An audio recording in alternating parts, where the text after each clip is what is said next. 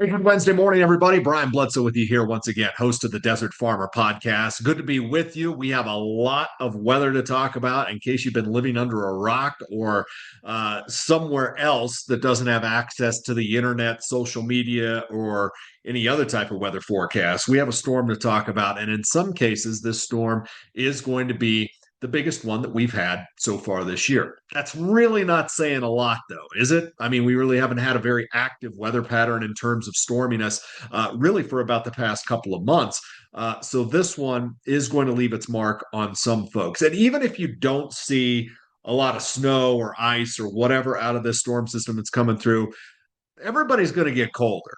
And in some cases, quite a bit colder from what we've been accustomed to through most of this year. Remember what's been going on, for the past couple of months. I mean, December was crazy warm. Most of this month has been very nice. So we are obviously due. And historically speaking, this is about the time of year when we can see some very large chunks of Arctic air make its way southward into the United States and, create some problems. So this is going to be just fine in terms of how we're going to navigate this storm system and how we're going to come out of it. But while it's here, it is going to be impactful for a lot of us. So, the main message that I want you to take away from today, and I'm going to be updating the Desert Farmer podcast over the next couple of days too. But the main message today with this storm is that the rest of today and tomorrow are just fine.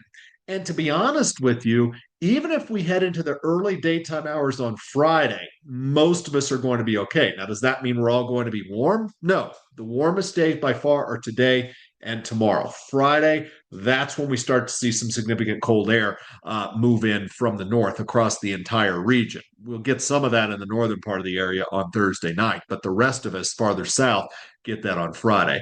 The storm system basically is going to do whatever it's going to do from later Friday through the daytime hours on Sunday. And there is a little part of me that wouldn't be surprised if the timing on this did slow down just a little bit. Sometimes that happens with these storm systems. But regardless if you see snow, rain, ice, or whatever, the Arctic air, and if nothing else, the much colder temperatures that are moving in, is not going to make it fun to be outdoors at all. So that's kind of the long and the short of it in a very simplistic way. I know a lot of you have been consuming a whole lot of weather information out there online over the past few days or so. So I really don't want to do that. With all the individual numbers and hammering snowfall down to the tenth of an inch and all that other trash, you know, each to their own with something like this. But I'm not going to do that. I'm not going to be first to sacrifice being right on something like this. I'm not going to be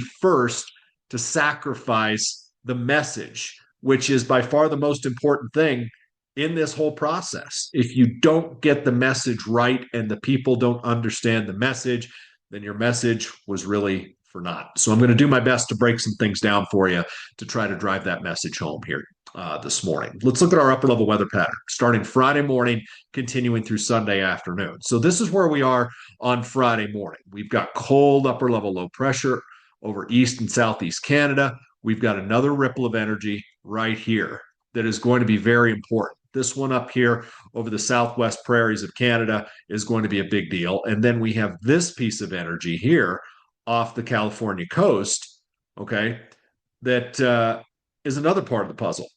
And that's another thing that I want you to recognize here. There are a lot of moving pieces with how this storm either comes together or doesn't come together for your particular region. And the two pieces of energy that I'm most interested in is this northern stream up here over southwest portions of Canada and this upper low that's off California, because we've got plenty of moisture and a tropical feed with this, and we've got plenty of Arctic air with a feed like this. So if we can get these two to come together and kind of party, then we have a storm to talk about. But if they don't come together in a good fashion and they become much more disjointed, well, then there's going to be some holes in who sees what with this storm system. Right now, most of our computer models are hinting at both of these pieces of energy coming together to produce a pretty good storm. So let me animate this for you and go forward, and you can kind of see how things play out. Eventually, this bigger storm system or this bigger piece of energy that comes southward out of Canada pretty much absorbs the tropical entity down here coming in from the Baja and also northern parts of Mexico on up into the southwest. And these two in conjunction work together to produce a pretty healthy storm in the middle part of the country. Now, again, not everybody's going to see this. And I can't really underscore that enough that there are going to be some areas that don't see a lot of anything out of this except some cold air. But for others, you're going to see the whole thing. But it's really important that if this piece of energy down here off the Baja ends up becoming more disjointed, going farther south, rocketing farther north, or whatever, it has huge impacts on what this means for our storm system here in the middle part of the country. Let's look at our forecast temperature animation here. So from Friday morning through Sunday afternoon. So to start on Friday morning, this is what it looks like. Pretty chilly stuff up here. Places like Chadron, Ballantyne, O'Neill, Norfolk, Nebraska, extending to Omaha, Des Moines, all the way over toward Madison and Milwaukee. That corridor there is going to start out anywhere from 0 to 20 below zero. Those are actual temperatures, folks, actual stuff. This is some chilly stuff coming in here.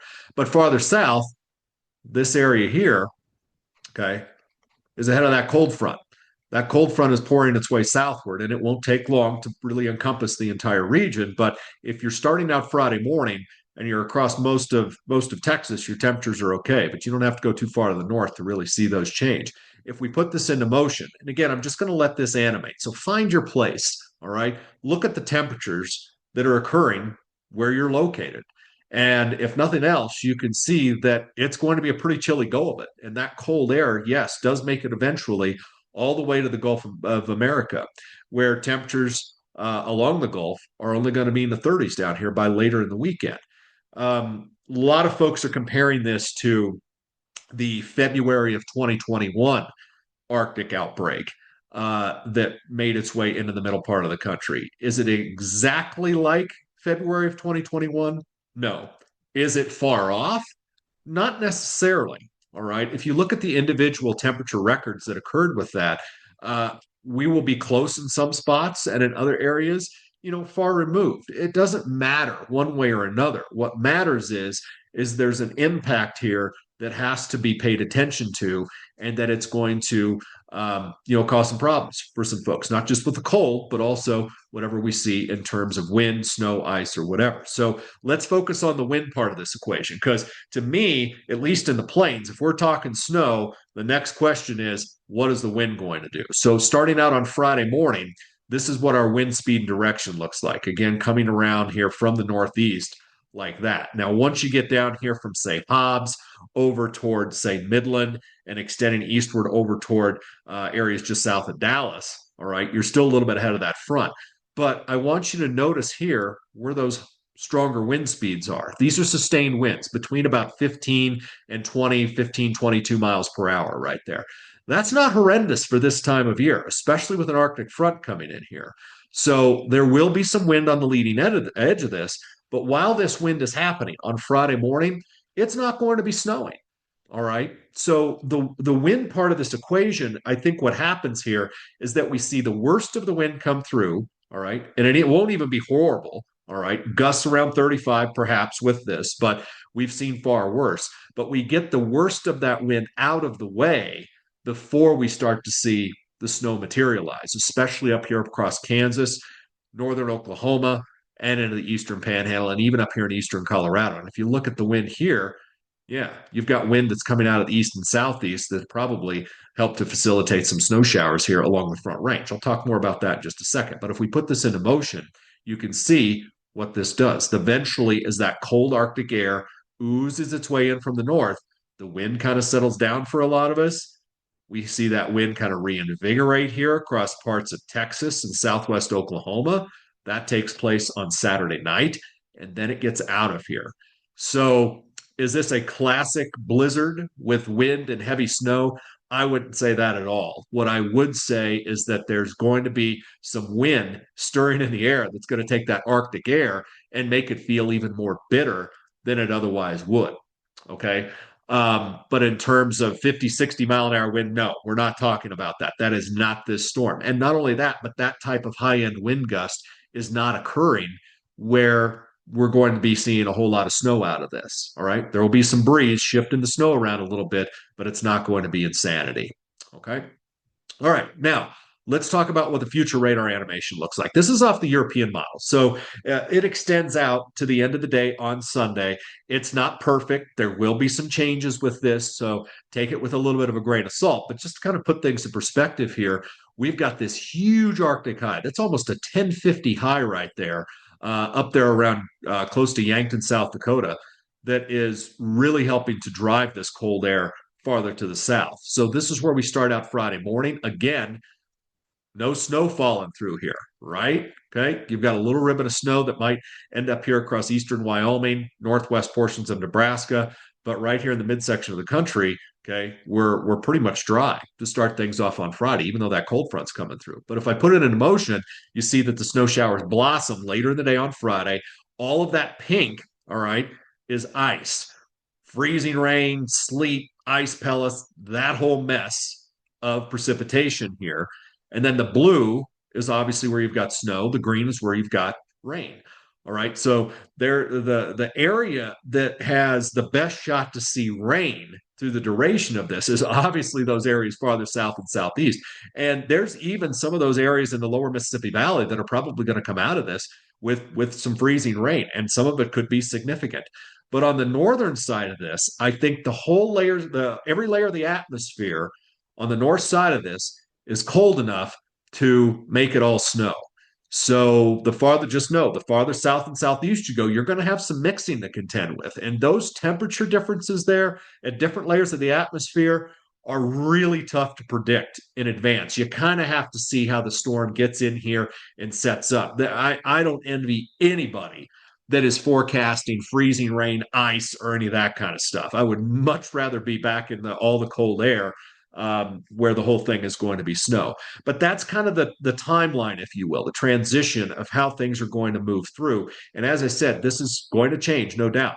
One thing that you may notice here, that on the north side of this, all right, on the north flank, there's a really sharp cutoff on the north flank of that for areas up here across east and southeast Wyoming, a good part of Nebraska, eastern Colorado, and northwest Kansas. Do you see how that drier, more Arctic cold air drives its way in from the north and dries the atmosphere out, and then really focuses things down here farther to the south and southeast? That's another piece of this puzzle that's going to be complex enough to figure out. So I'm not going to be that person today that shows you you're going to get 8.75 inches of snow at your house out of this. I think that's stupid. No offense. I just think it's stupid because that's not how we measure snow, first of all. And to me, that is a model output that you're going to be chasing your tail around for the duration of yourself forecasting the storm. So, what I like to do with something like this is look at the probabilities within this model. And you know me well enough, you know I like the Euro products. For the sake of this argument, we are going to use the regular European ensemble. I am aware of the European artificial intelligence ensemble out there. All right. I use it plenty. And it is a little bit different from what I'm going to show you. In fact, it's a little bit more harsh with the dryness on the northwest side of the storm. But let's just look at the regular European ensemble. This is a tenth of an inch of liquid or greater. And by liquid, I mean you take any precipitation you get and you melt it down if it's frozen, and that's your liquid out of the deal. All right. If it's rain, you just measure it like rain. All right. But when you're talking about, snow, freezing rain, sleet, ice pellets, whatever, when all that stuff melts down, that's the liquid you get. So this model through Sunday evening is forecasting a tenth of an inch or greater of liquid at about 90 to 100% everywhere here in red.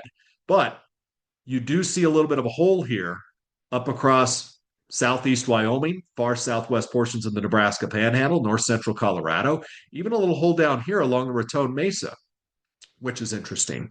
All right. And certainly a hole once you get north of that line right there into that bitterly cold, dry Arctic air. What about a half inch? All right. So this is at a half inch of liquid or greater. And I'm going to kind of paint that 50% line in here. All right. Something like that. All right. So anywhere down here in the orange and the red you're looking at some pretty good probability, certainly greater than 50%, that you're going to see a half inch of liquid or greater. But look at on the northwest side here.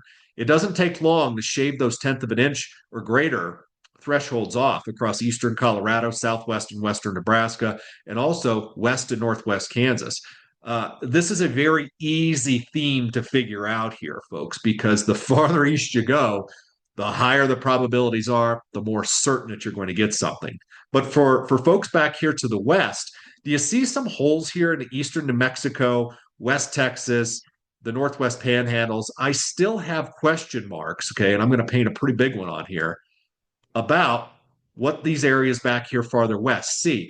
I think if you live in the eastern Texas Panhandle, I think you're in much better shape than areas farther west. And by better shape, I mean the confidence in that forecast and getting some of those higher totals is better than areas back to the west. Some things can go awry back here to the west. I'm not totally convinced of that just yet. We still have to look at the probabilities and say, hey, there is some there. But just notice, at least with a half inch or greater threshold, look at the gradient here from, say, around Childress all the way up here toward Dalhart. Pretty significant gradient right there across the panhandle in that probability. At an inch or greater of liquid, then you really hone in on areas right here. All right. You still have some of those higher probabilities on that northwest flank, which is kind of a testament to this storm getting with it for some folks, especially for southeast Kansas and down here across a good part of Oklahoma. But by the time you get back here to the panhandles and farther northwest, you're completely out of that. And then if we push it to 2 inches of liquid or greater, okay, you really get this quadrant that's there. Pretty impressive liquid for some areas, no doubt about that. What we can do also with this is put it in context of snowfall probabilities too. All right. At 3 inches or greater through Sunday. I'm going to break this down by state here, or at least by region. So this is for Colorado. And you can see that those higher probabilities of over 3 inches of snow are mostly confined back here into the mountains. Out here on the plains, okay, you basically have very, very low probability or nothing, all right, in that area that I highlighted right there. Areas farther east, you start to see an uptick in those probabilities. You got about a 22% probability right there around Goodland, but you don't have to go too far to the east and southeast to see that pick up. Even down here around Elkhart, Kansas, look at that 66% probability of 3 inches or better. What about Lamar? 8%. All right. So that gradient on the north and northwest side, I cannot underscore enough on this particular storm. It's certainly something we're going to have to wrestle with. If we look at southern Nebraska, Kansas, down here to northern Oklahoma, that some really impressive probabilities here for the majority of the area. And if we wanted to draw, just say the 50% or greater threshold, you're probably looking at something like that. Okay, along and east of that line, your probabilities are 50% or greater, that you're going to be seeing over 3 inches of snow. And you can clearly see where those darker reds are here. All right. That's where your highest probabilities are because that's where the storm really, really comes together, especially over south central and southeast Kansas. But even back out here to the west, we're still doing okay. If we look at New Mexico, a lot of those higher probabilities are in the mountains. But again, you've got some pretty good probability in this sector as well. All right. Coming westward out of the Texas Panhandle and in east central New Mexico. All right. That's at 82% there at Tucumcari. That is 64% at Dalhart. That's a 42 there in Clayton. All right. That's a 90. Okay. Right there, close to Amarillo. We got a 52 there in Plainview and a 42 in Lubbock. So you can see either side of that line, those probabilities go down quite a bit. And if we broaden it out even more here across Texas, and again, just keep in mind, this is over 3 inches of snow. The probability is over 3 inches of snow. You can see what we've got here. Now, areas farther south, all right, through this sector are going to have ice to deal with. So that's why you see it tailing off once you go farther south. So when you go south here, think that there's going to be some ice in here, all right? That's where we're probably going to have that battleground as far as the temperature goes. I don't know exactly how that's going to play out. I don't think anybody does because the models are still going to be having a hard time figuring out that temperature profile right there. But those are the probabilities that 3 inches or greater. What about probability of 6 inches or greater? Let's look at that. Here across Colorado, basically no probabilities of that east of the mountains. Okay. What about Kansas? Same story. Do you see how those probabilities really shrank farther to the east? So by the time you get, I'm just going to put on about the 40% probability here line, areas along and east of that line, your probability of getting over 6 inches of snow is greater than 40%. And you can see the area right there along and east of there that gets hammered more. Back here to the northwest, again on that gradient, there's a better probability for that lower end range of snow than there is the greater end. See, these probabilities are easy to read. I think they make a lot of sense in a storm system like this, and really for all storms, because using an ensemble product, it really helps you see where the greatest impacts are most likely. It's not always about getting it down to the 10th of an inch in terms of snowfall. It's about the impact. And that's what these probabilistic forecasts really try to drive the point home in, because they're important. If we look at back across New Mexico, you can see those little higher probabilities here. I mean, right there, around Plainview, we got 20% probability. But if you go up here to Tucumcari, a little bit better. Also up here around Amarillo, all right, a little bit better than that. And if we widen things out here, just simply know that those more concentrated probabilities are in that area of concern here. And if I'm in the Texas Panhandle, I would say that there's an even greater probability. I don't think it's just 1-to-1 here, where you've got, okay, in the 30s here around Amarillo and Dumas, or around 50 around Amarillo and Dumas, and then you come over here to Canadian and you're up to 58%. I think that tells a story, because the farther east you get, the more snowfall potential you're going to have out of this. What about a foot or more? None of that in Colorado. Basically, none of that in Kansas. But I'd be lying if you didn't look at these probabilities here over southeast portions of Kansas and down in Oklahoma. And yeah, the fact that they're there, I wouldn't be surprised to see somebody get more than a foot of snow over southeast Kansas and down here into Oklahoma. New Mexico, some higher probabilities in those southern mountains, but down at lower elevations, not so much. And then on a wider view, okay, notice where those higher probabilities are. Even greater than 10%, okay, is something to pay attention to here. From central and eastern Oklahoma on up into southeast Kansas, southwest Missouri, northwest Arkansas, right in here through the Ozarks. All right, there's definitely some things to pay attention to where snowfall totals could exceed a foot out of that. What about the winter storm warning? Some of you like these in terms of the highlights, whether it's winter storm watch, warning, whatever. So this is a pretty good product to focus on. And again, it just reinforces everything that I've been telling you in terms of this storm.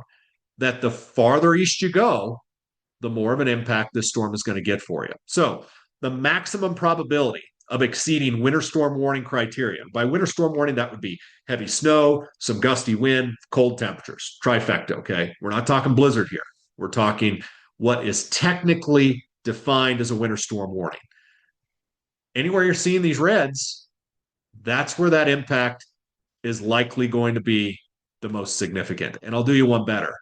Anywhere you're in this purple, that's where those impacts are likely going to be even greater. Does that mean we can fall asleep up here if we're in the yellow or the kind of aqua blue color? No, it doesn't mean that. It just simply means that with everything that we know right now, from a modeling standpoint and what this storm looks like, that these areas that are highlighted in that red and that purple have the best chance to see the highest impact. That means in terms of travel, that's going to be a mess. Whether you're seeing, rain, sleet, snow, whatever, freezing rain, it's going to be a travel mess here in the middle part of the country. There's no question. I would absolutely expect roads to be shut here. I would absolutely expect airline travel to be impacted here with flights canceled and whatnot. But on the northwest flank, you can really see how that impact probability decreases by quite a bit.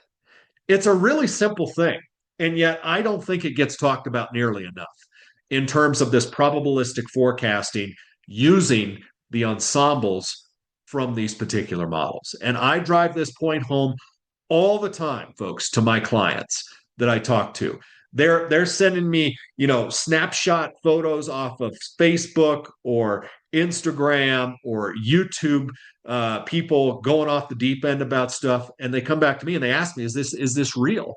And a lot of times, what I will do, I will just simply point them to the probabilistic forecasts and what I do, because it is almost always the most accurate and the most measured way to go about doing things. Look, I understand that there are different ways to do things. This is how I do this. All right.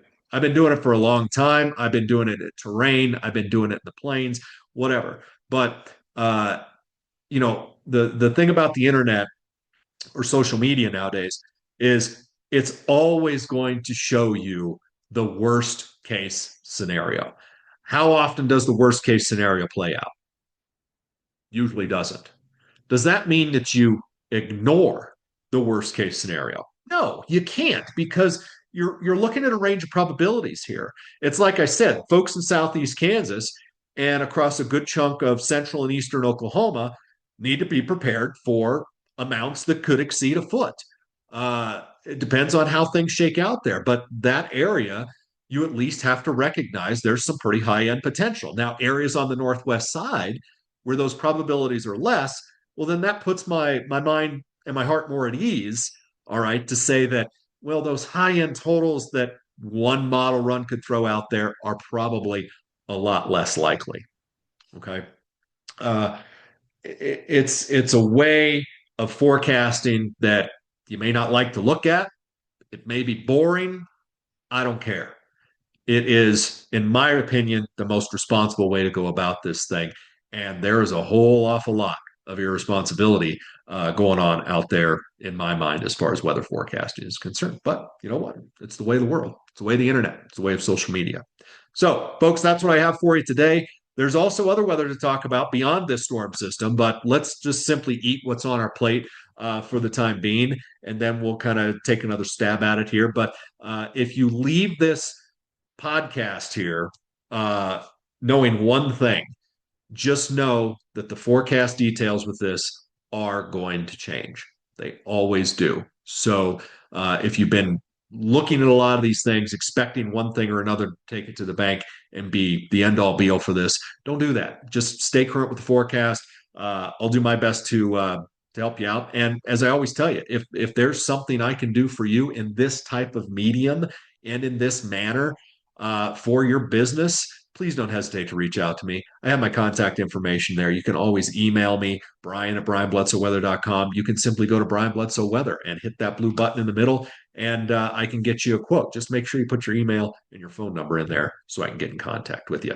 I hope you folks are well. Thanks for tuning in today on the Desert Farmer Podcast, and I'll be chatting with you again here real soon.